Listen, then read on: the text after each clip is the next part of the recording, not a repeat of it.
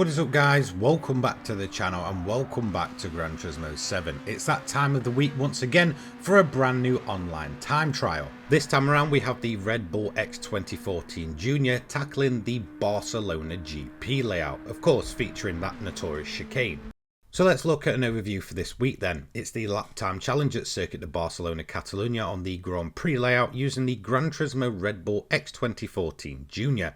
Now in terms of the finer details, there's nothing really out of the ordinary here.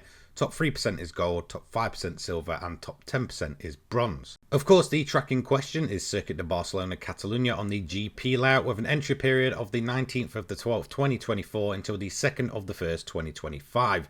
Usable tyres are racing hards, intermediates and wets.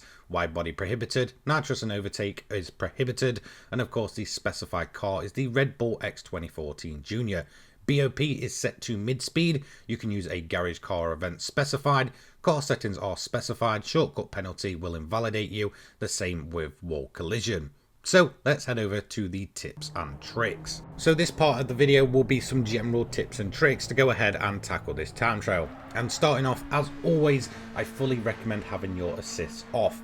This car is super easy to drive and assists will only just bog the car down and really slow it overall. So I recommend the first thing you're doing, no matter your skill level with this car, is just turn them off or turn them down to the bare minimum. Next up, once again, is going to be using a manual transmission.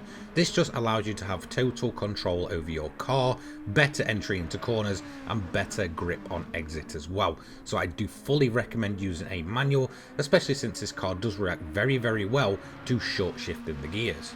Next up, I also recommend going over to the qualifying time ranking, head to global and booting up a replay of the fastest times. This way you can just study it and see exactly what they're doing.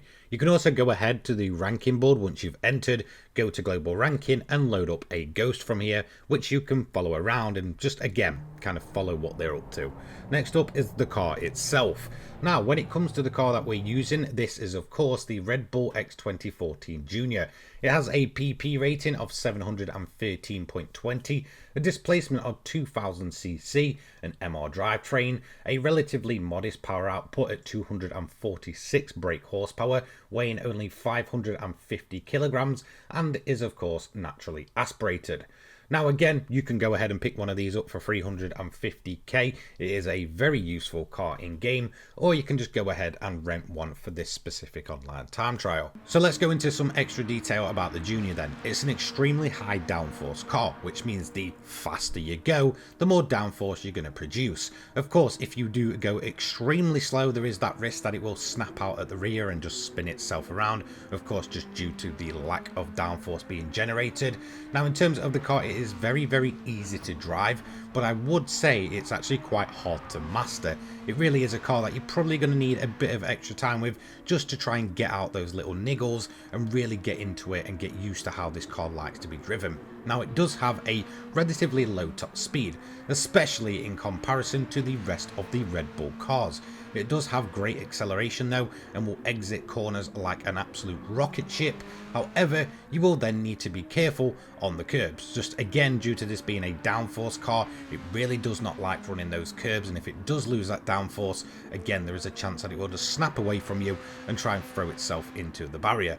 So overall it is a relatively easy car to get used to, but again you're probably going to have to put a decent few laps in to really get this nailed down. I would also recommend as well, because we're running the racing hards here, to do a few out laps first just to get a bit of heat into the tyres before they get to their peak performance, and then you can go ahead and put the really fast laps in. So let's get into the fastest lap that I've done so far. Now this definitely wasn't the perfect lap and I could probably shave off a good few more tenths, but let's get into it anyway. It was a time of a 1:45.830.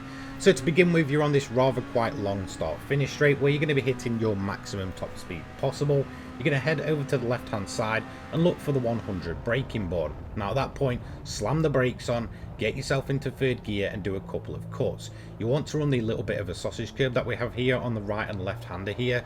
So into third, run the first on the right, same with the left, and then short shift up to fourth on exit. Now at this point, you're going to do a bit of a throttle lift. So full speed, lift and brake if you need to, for probably about a second to a second and a half, straight back on the throttle and get yourself out nice and wide.